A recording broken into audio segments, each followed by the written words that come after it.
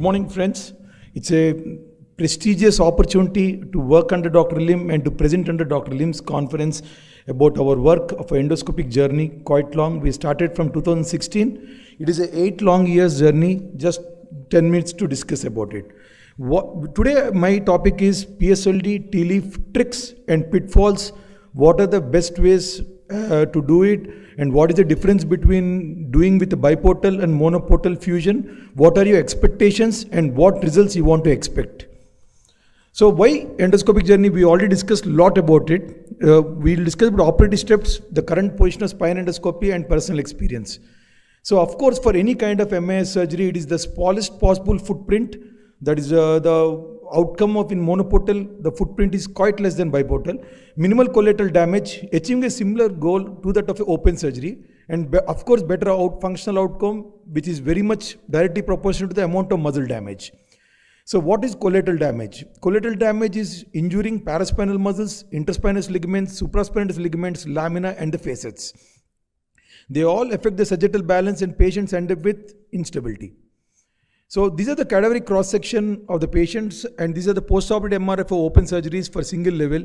So from here we started, and now from the open surgery to the tubes to the micro to the micro endoscope. So surgical loops, microscope, endoscopic assisted like dust angio and UBA, and then slowly now the monoportal. So of course these are the scars of the open, mini open, and the endoscopic surgery. What is true endoscopic surgery? A incision less than 1 centimeter, no muscle cutting but only splitting, preserve the supraspinatus and interspinous ligaments, which is very much important for the sagittal balance. So a small graphic, what is interlaminar axis? Interlaminar axis is both monoportal and biportal, both come under interlaminar axis surgery. So if you ask me endoscopic surgery, there is only 2 forms. One is a transforaminal surgery and other is interlaminar axis surgery. In interlaminar axis surgery, it is either monoportal or biportal. Just you enter the interlaminar window, bypass all the muscle, and your starting point is just the bony structures. So 2 approaches, only 2 endoscopic, one interlaminar and one transforaminal. So indication started with disc prolapse, all paracentral, foraminal, extraforaminal, central canal, lateral recess, now listhesis, facial cyst. So of course, this is what the positioning we take like. These are the steps of using of dilators to go into the interlaminar. As already it has been discussed, I'm skipping it. Why it is good, endoscope, monoportal? Because of the maneuverability. You can visualize whatever you want. You can see the ipsilateral, you can see the central, you can see the contralateral root. So maneuverability and visualization is always a key factor for complete surgery. You can look at all the corners of the spine. It's not that you have a fixed vision. So I can go to the shoulder, I can go to the axilla, I can go to the contralateral root. I think you can appreciate that. I'll be showing the contralateral also. Yeah. So you can see the contralateral root and you can see the contralateral foramen also. So the advantage is maneuverability. Of course, small scar and minimum surgical footprint. This is the post-op MRI of a patient of L4, L5 disc herniation. We have done decompression. You can see the differentiation of the footprint of the open and the endoscopic. So these papers has already been discussed why endoscopic surgery is picking up. So of course, everything comes with meta-analysis and of course studies. We publish more, the chance of the evidence-based medicine picks up. So these are the number of publications which have come from the last 2 years. We have around a spike of 400 papers from the past 4 years, and last year and before last year is more than 400 papers. Highest were coming from China, and next is from the South Korea. So what are the superiority factors and what are non-inferior factors for endoscopic spine surgery? Definitely functional outcomes, duration of surgery, length of hospital stay is less in endoscopic spine surgery. While the not so big difference with micro is visual analog scale, recurrence, reoperation, a return to work period is almost similar. So this again surgeries were multiple studies which said, so this is a spike of publications which prove that endoscopic surgery is going to be the future. So we see, I show you China has published 402 papers, next comes the South Korea, next comes the USA, Japan, Germany. So which it's high time for us to publish more. So now we speak about indications and contraindications of endoscopic lumbar intervertebral fusion. So initially interlaminar technique was used for doing only decompressions, then slowly foraminal decompressions, contralateral decompressions, and most asked question was what you do about degenerative listhesis or what you do about instability. So we have evolved to do fusion, and we have some expected outcomes to do. So indications are lumbar foraminal segmental instability, lumbar disc herniation with segmental instability, and spondylolisthesis not more than grade 2 because it's not easy to go good reduction. So these are the special instruments which we have evolved into for doing the end plate preparation. In UBE, you can use the normal open reamers, open stuff. Here, we need a reamer which goes through the scope. So these special surgical instruments involve reamers. We also involve cage sizers, and we have something called angled curettes. These things go through the scope, and these help us for preparation of the end plates. That is a difference between endoscopy and open surgery. So the pitfalls to get a good T-leaf is always proper end plate preparation with less subchondral damage. So less subchondral damage makes us the chance of the cage substance very less. So visualization of good end plates, which is possible in biportal and monoportal, is a success, which is more better than in open T-leaf where you do the end plate preparation blind. So, and ultimately is the resection of the SAP is very much required because as we have a common entity, we say instability or listhesis is always a exiting nerve root pathology. It is not traversing root pathology. Maybe disc can be there, it can be, but always exiting root pathology is with instability. So exiting root is not decompressed interlaminar root if you not resect the SAP. So it will become a P-leaf which it prevents fusion if you don't remove the SAP. So this is one more sleeve what we have designed. It's called not me, of course, Kugel sleeve. Kugel sleeve is around, it is up to 16 to 18 mm size. So it can be helping after finishing of the discectomy, after dilator sequential dilatation, this sleeve prevents the nerve injury and you can happily pass on the cage. So this is how the cage is introduced. So it is the cage. We have an endo cage glider with a hitter on it. So you can fix it from the scope. Under visualization, you can see this cage going in, and you can also transverse the cage because we can hit it. The endo cage glider has a strong hump where you can use the hammer also. So this is one endoscopic funnel where after doing SAP resection and after you want to fill the yellow graft into the disc space for good functional and fusion. Because as Professor was saying, sometimes we can't put bigger cages in monoportal fusion. We can't put, as Dr. Anand was saying, we can't put banana cage because turning of the cage is little trouble.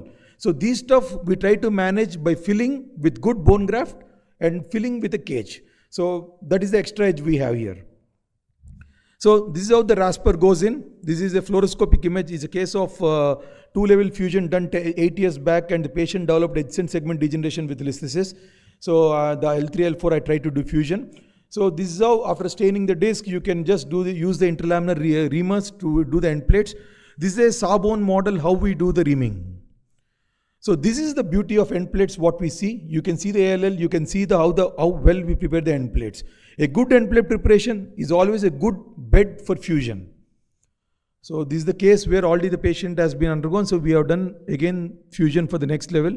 So you can see the ipsilateral traversing root, you can see the PLL, you can see the disc space, you can see the cage going in very perfectly. And also I knocked out the facet. So of course the skin incision of endoscopic T-leaf is smaller. Sometimes the endoscope is under local anesthesia. So of course end plate preparation is the main criteria. So these are the tips and pitfalls which I wanted to give you so that to have a good fusion. So these are the few cases what I have done. So you can see that the cages go, sometimes the bullet cage looks smaller, but making the cage transverse, and if you are able to achieve more than 30 to 40% of fusion bed, if you give good rest for 6 weeks, the fusion is adequately acceptable because anterior lordosis is the highest weight bearing part of the spine. So if you can put the cage in good anterior space and you prevent lordotic curvature with fusion, I think the outcomes are quite similar with bigger cages. Personally, these are the special instruments which we have designed by ourselves. These are endoscopic raspers and endoscopic dummy cages. So we just use the Rasper with the endoscopic assisted under visualization. We use it, we prepare the end plates and we do the sizing, and then we have multiple dilators through which we push the cage. You can see the cage is transverse and center. So this is the usage of Kegel sleeve. After finishing the dilator, that is the cage glider for the screw, for the putting the cage. After you prepare the end plates, so you can see such a beautiful end plates and you can see the cage going in very well. So these are other few cases what we have done with multi-level segmental instability with listhesis, 4 or 5 cases. First how we put the cage, then how we put the screws. So I just wanted to present 5 cases, 6 cases of my life journey from starting as a basic interlaminar PSLD surgeon, then to the cases of difficult. So the advantage of interlaminar is you can see is good visualization. You can see the cranial lamina, you can see the traversing root, you can see the bulge of the disc which is very much visible, which is pressing the nerve root. So from where we have started. Next, we started with discectomies and over the top decompression. And the last one, what you see is I tried to use one more port in the opposite foramen so that to do for foraminal decompression in the contralateral. Before contralateral expertise was not there, I tried to use this technique, see through the interlaminar axis and do the contralateral discectomies. So obesity, yes, it's my favorite. Most of the open surgeons don't accept it, so I take up obese patients. The highest obese patient we have taken up is 197 kilos. So there is no problem. Just after the position, it is always the same. You can see the visualization is the same. The disc herniation is a calcified disc. The herniation is same. The anatomy is the same. So obesity is a good thing for even for fusion. Good visualization makes it. So it's like a over the top central canal decompression. You can see the traversing root and also the contralateral side and everything. This is how my journey of cases started, from decompression, discectomies to over the top decompressions.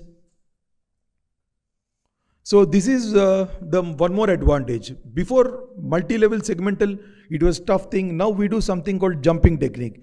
We do L3, L4 level, just walk over the lamina and see the next level. So one incision, we can go up to 3 levels without destroying much of the lamina. So it's almost done. So this is a case of fusion. This is how the patient walked back immediately. This is the amount of the cage which I put. There is no much of substance. That's a post-op X-ray after 6 months.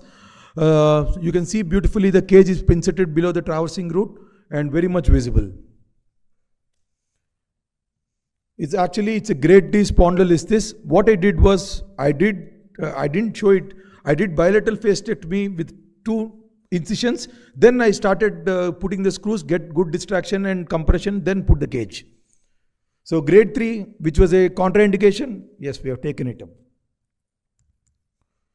This is a regular case of L5S1 fusion. L5S1 fusion looks little tough, but I think I'll show you the disc base is quite below. As you can see below, there is a cage going in down. You can see it. Hope you appreciate it. It's quite deep.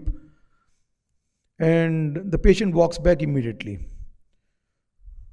Next is, I started doing with posterior cervical discectomies, foraminal discs, foraminal stenosis, then focal segmental stenosis. Then slowly I picked up, and now for cervical myelopathy, my preference of choice is conventional hemilaminotomy with bilateral decompression. You can see I started doing decompression from C4, C5, C5, C6 and C6, C7. 3 levels decompression is possible with a single port incision. So my complications, of course, discitis is a bad complication. The incidence in interlaminar root is comparatively very much, as Dr. Anand Kavi sir told, because we don't meddle much of the disc, but it's a complication. And of course, dural tears, unmanaged dural tears end up with pseudomeningoceles. But intraoperative visualization, of course, we have methods to deal with it. So personal experience we have done, it's my personal experience of multiple cases of 1040 cases of which are a fusion, discectomies and everything. So patients were doing fine. I had 4 cases of recurrence, 3 cases of dural tear and 1 case of discitis. Thank you very much for your nice presentation. Do you have experience of pseudomeningocele with paraplegia? I was consulted by my friend and saw the MRI just like yours, pseudomeningocele, but the motoric of the patients is reduced to from 5 to 5, become 2 per 5. It is 10 days after the surgery. Can you how you treat this kind of patients? See, mostly in the good visualization we have during the surgery, definitely we diagnose, we find out the dural tears intraoperatively, mostly. But sometimes some kind of lateral tears which we feel it's not a big tear or which is managed with a Duragen patch or a Tacocil with rootlet herniation, definitely they tend to be going into pseudomeningocele. So my perspective of dural tears, if there is no rootlet herniation, it is less. There is a paper by Hyun Sing Kim. If it is the square area is the area of the tear is less than 1 centimeter square area, you can just manage it conservatively, or you can just give a epidural blood patch. But pseudomeningocele is the rarest complication after dural tear. It doesn't mean all dural tears end up with pseudomeningocele. Pseudomeningocele is the worst complication we see after dural tear. But most of the dural tears, only patients complain of post-operative headache or some kind of leak from the wound, which can be managed in a different way. Which, not managed properly, there may be no leak, you feel it is contained. Follow-up, the patient complains of some amount of headache and visual problems. So this follow-up MRI gave me pseudomeningocele. Being from orthopedics, I try to call my neurosurgeon to open it up and take care of it. Mostly pseudomeningocele complication, still we can't approach with endoscope. Definitely it is an open surgery because entangling of the nerve roots is also very important to prevent recurrence. But still in endoscope it is possible with a good patch. Take out all the contents, put the rootlet inside and put a patch. So very impressive lecture, thank you. And I have one question. Especially at L5-S1 level is no problem. L4-5 and 3-4 level. If in case of a revision surgery, or if we need to retract the root, can you retract? Can you use retraction? So in the monoportal endoscopic surgery? Retraction criteria for higher lumbar levels is, of course, tolerability is less compared to the L5-S1 or L4, L5. So what we try to do is, the bony resection visualization is good enough, so we try to keep it to the minimal side, the retraction part. So yeah, that's what. Up to L3, L4, retraction is acceptable. Above that, we don't retract. So we just try to be more transverse. Thank you.